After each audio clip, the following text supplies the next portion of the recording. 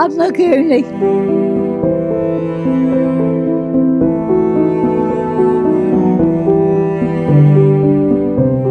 অতীতের মনে করে কি হলো, কোনো দরকার তো নাই। কেউ থাকলেও আমার কোনো কেউ খোঁজ খবর নেন না, আমি এই জায়গায় থাকি।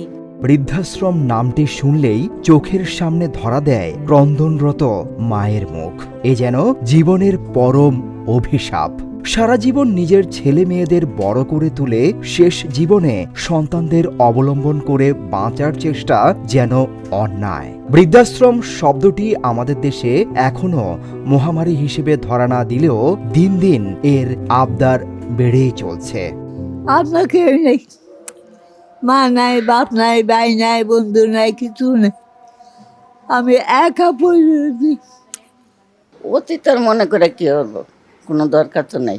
যদি অতীতের মনে করতাম তো অতীতের কাছেই থাকতাম। তা তো নাইও, থাকিও না। অনেক এখানে মাগরা আছে, মাগর সাথে থাকি, ছেলেরা আছে, আবার এই যে মেয়েরা আছে, এরাই আমগো আনন্দ দেয়, আমরা আনন্দ দেই, এরাই আমার ছেলে মেয়ে।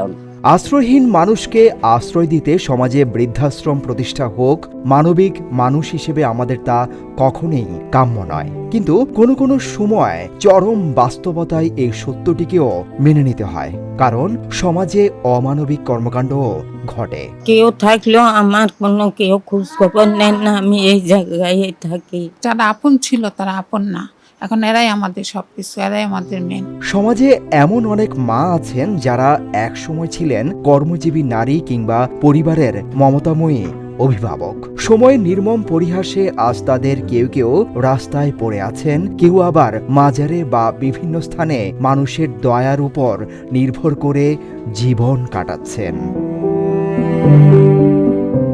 কোনো মায়ের হয়তো অন্যের দয়ায় একবেলা খাবার জোটে, আবার কোনো মা না খেয়েই জীর্ণ শরীর নিয়ে দিন পার করেন। এভাবেই অসহায় ও নিঃস্ব অনেক মায়ের জীবন কাটছে অনিশ্চয়তা আর কষ্টের মধ্যে। বৃদ্ধাশ্রমে থাকা অনেকেই নিজেদের ঠিকানা জানেন না, আবার কারো থাকার মতো কোনো জায়গাও নেই। মা তো মাই, আমরা যাতে আমাদের যাদের মারা আমাদের সাথে আছে, আমরা যাতে আমাদের মাদের না হারাই। আমরা চাই সমাজে কোনো অবহেলিত মা থাকবেন না, কোনো মা রাস্তায় পড়ে থাকবেন না, খাবেন না ডাস্টবিনের খাবার, আর মারা যাবেন না বিনা চিকিৎসায়। তো এই উদ্দেশ্যেই আমরা এই কাজটি করছি, আর ভবিষ্যতে এটা চলমান থাকবে ইনশাল্লাহ। জীবনের এক সময় যারা হয়তো পরিবারের গুরুত্বপূর্ণ সদস্য ছিলেন, আজ তারাই সমাজের সবচেয়ে অবহেলিত মানুষ হয়ে উঠেছেন। এই অসহায় মায়েদের একটু ভালো রাখার প্রয়াসে কাজ করে যাচ্ছে আপন ভুবন নামের একটি বৃদ্ধাশ্রম।